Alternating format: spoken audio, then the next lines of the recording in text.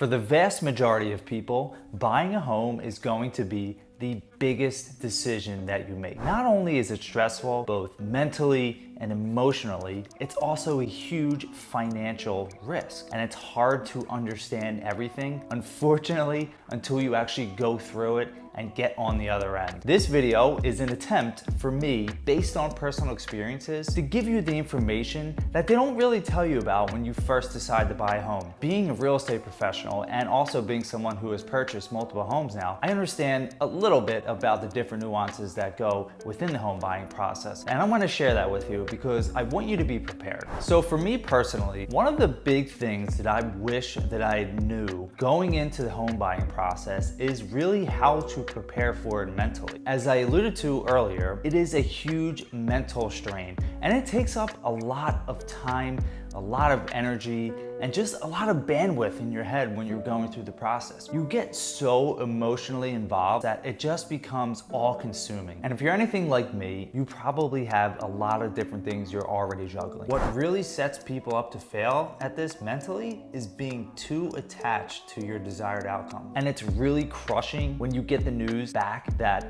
your offer wasn't accepted. But once you feel that after you've really fallen in love with the property and then you go and you're just so let down from it, it's hard, right? It's hard to get back on the horse. It's hard to keep moving forward because we're human. So my advice to you there is to keep your emotions in check. Think realistically and understand that all things happen for a reason. The first home Kelly and I purchased together, the first time we made an offer on that property, of 5 other offers, we were turned down. So we had kind of taken a step back and we didn't want to make a bad decision going into another property and thinking, you know, we're never going to get another house, so we might as well make an offer on this one. And fate had a different reality for us. The last home that we made an offer on, the one that got away, it actually came back to us. That buyer's financing fell through, and it's the one that we live in now, and it was a great decision. But I say that because we were emotionally stable at that point and we had taken a step back and understood that just waiting for the right home to come on the market was probably the best idea for us. So the second thing that I wish that I'd known ahead of time was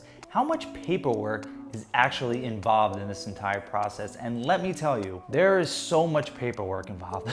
There's so many different documents that you have to get, but it's just a part of the process. And one thing I can say to that is the quicker you get your lender the information, the easier it is going to be for you, the quicker the process is going to go, and the more seamless it will be. So make sure that you have your 2 years of tax returns, your pay stubs from your job, proof of income if you're self-employed like myself, and anything that helps the lender's job to be easier. I have seen time and time again deals being held up because the borrowers are not getting their lender the information in the time necessary. Don't be that person. So do yourself a favor and set aside some time throughout the day to get your lender the necessary documents that they ask for in a timely manner, because you don't want it to be held up by not getting them the information that they need. And one other important note about paperwork is making sure that your lender has all the documents that they need in order to have your pre-approval. I'm not talking about a pre-qualification, which is just filling out an application. I'm talking about a pre-approval. So they verified your assets, they verified your income, and they know what your debt to income ratio is. And this is really important because when you're out looking at properties, you want to be 100% prepared to make an offer, and you really want your offer to stand out above the competition, and that's just one of many ways to do so. Now, the next thing that I wish that I'd known before buying a home, and it's what I preach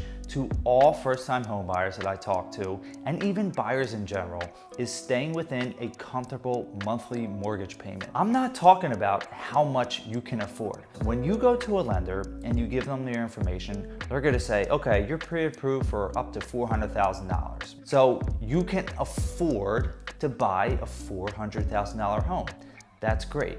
But you have to know what your monthly payments are and where you're comfortable being. So just because you can afford a $400,000 home doesn't necessarily mean that you should buy a $400,000 home. You really have to take into account the numbers, and I'm talking the PITI, the principal, the interest, the taxes, and the insurance. Let's say that based on your income, credit score, and debt to income ratio, you can afford a $350,000 home. In Chester County, a $350,000 sale price with a 5% down payment at 3% interest with taxes around $4,500 a year, you could be looking at a monthly mortgage payment around $2,000 a month. If you want to be lower, say around $1,700 to $1,800 a month, then you should be looking at a $300,000 home, not a $350,000 home. It's really all about your monthly mortgage payment. That's the most important thing, because that's the real indicator of what you can afford. And only you know personally, based on what your expenses are, what you can afford. So just do yourself a favor and make sure that you're prepared and feel comfortable being at a certain price point and understanding where the certain price point is to what the certain monthly mortgage amount will be.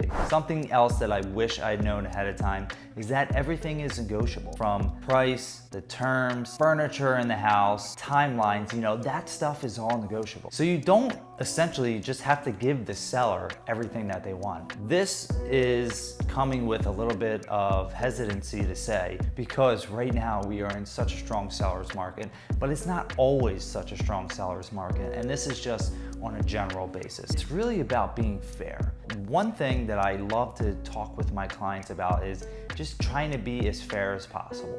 Because at the end of the day, everybody wants to win in a negotiation. And that's why it can be so difficult. Because if the seller wants to win and the buyer wants to win, sometimes egos just collide and there's just no winner, right? The deal falls apart. Make sure that your agent knows what they're doing and how to properly negotiate on your behalf, and don't try and take too much without giving in return. And the last thing that I wish that I'd known before buying a home is what it actually is like to own a home. So once you sign the papers, that home is yours, and it's your responsibility to take care of everything. That doesn't mean you can't ask for help or hire people to do things, but everything comes back to you. It's kind of like having a baby. When you have your first baby, it's actually pretty great. You have the kid, you're at the hospital for a couple days, every few hours the nurses are coming in and out, they're checking on you, and then they just say, okay, see you later. There's no written handbook on what to do afterwards. And the same thing for owning a home. You know, you just have to go through the process. There's no one that's gonna come and save the day for you. You have to take responsibility and treat the home just like you would treat a baby. Take care of it, make sure it's fed, make sure you keep it up to date and love it. Because again, it's a huge investment financially, mentally, emotionally. It's somewhere where if you decide to have a family, you're gonna raise your kids there. It's somewhere where you can have friends and family over for holidays. You're going to love it. It's going to stress the crap out of you too. And it's gonna be something that is a part of your life. And being a homeowner is extremely rewarding, and it's also a great way to build wealth. So I hope this video helps. If you know anyone that's looking to buy their first home, or maybe second, third, fourth, or fifth home, then make sure that you share this with them, because this can definitely be applicable to all the home buying stages. I look forward to hearing from you, and if you guys need any help in the home buying or selling process, do me a favor, reach out to us at 484-999-0218. Look forward to speaking with you soon, and have a great day. Take care.